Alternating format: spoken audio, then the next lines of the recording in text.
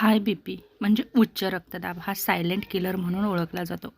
कारण अनेक वर्ष कोणतीही स्पष्ट लक्षणे न दिसता तो शरीराच्या महत्त्वाच्या अवयवांचे नुकसान करत राहतो. रक्तदाब सतत जास्त राहिला तर रक्तवाहिन्यांवरती ताण पडतो आणि अनेक अवयव हळूहळू खराब होऊ लागतात. हृदयावरती परिणाम होतो. हाय बीपीमुळे हृदयाला रक्त पंप करण्यासाठी अधिक मेहनत घ्यावी लागते आणि त्याचा परिणाम म्हणजे हृदयाच्या स्नायूंची जाडी वाढते, हृदय कमकुवत होतं, छातीत दुखतं, हृदयविकाराचा झटका येऊ शकतो आणि हृदय निकामीही होऊ शकतो. याचं लक्षण म्हणजे श्वास लागतो, म्हणजे श्वास घ्यायला त्रास होतो, थकवा जाणवतो, छातीत जडपणा जाणवतो आणि पाय सुजतात.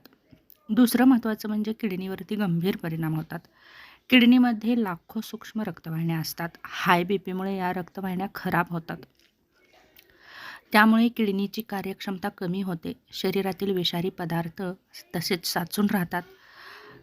त्याचप्रमाणे किडनी निकामीही होऊ शकते आणि याची लक्षणं म्हणजे लघवीत बदल जाणवतो, पाय, चेहरा सुजतो, अशक्तपणा जाणवतो, भूक कमी होते.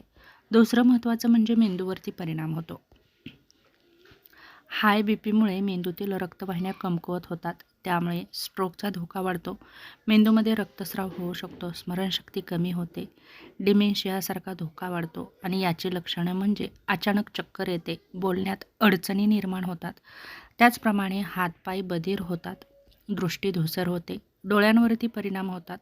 डोळ्यातील सूक्ष्म रक्तवाहिन्यांनाही हाय बीपी नुकसान पोहोचवतो आणि याचा परिणाम म्हणजे रेटिनाचं नुकसान होतं, दृष्टी कमी होते आणि गंभीर प्रकरणामध्ये अंधत्वही येतं.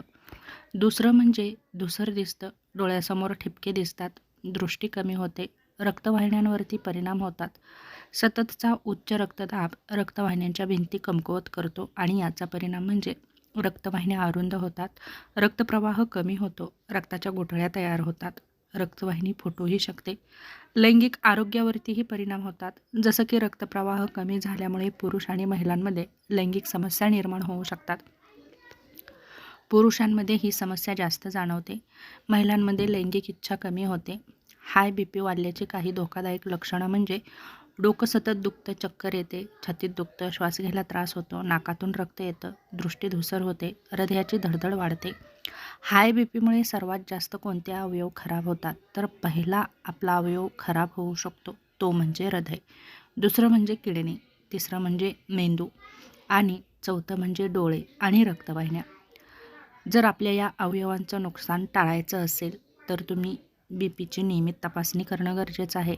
डॉक्टरांनी दिलेली औषधं वेळेवर घेणं गरजेचं आहे. मीठ कमी खा, दररोज 30 ते 45 मिनिटे चाला, वजन नियंत्रणामध्ये ठेवा, धूम्रपान टाळा, तंबाखू टाळा, पुरेशी झोप घ्या, ताणतणाव कमी करा.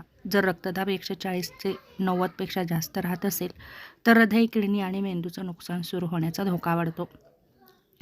त्यामुळे हाय बीपीकडे कधीही दुर्लक्ष न करता वेळीच उपचार घ्या आणि आपल्या शरीराला निरोगी ठेवण्यासाठी नक्कीच चांगल्या सवयी लावा.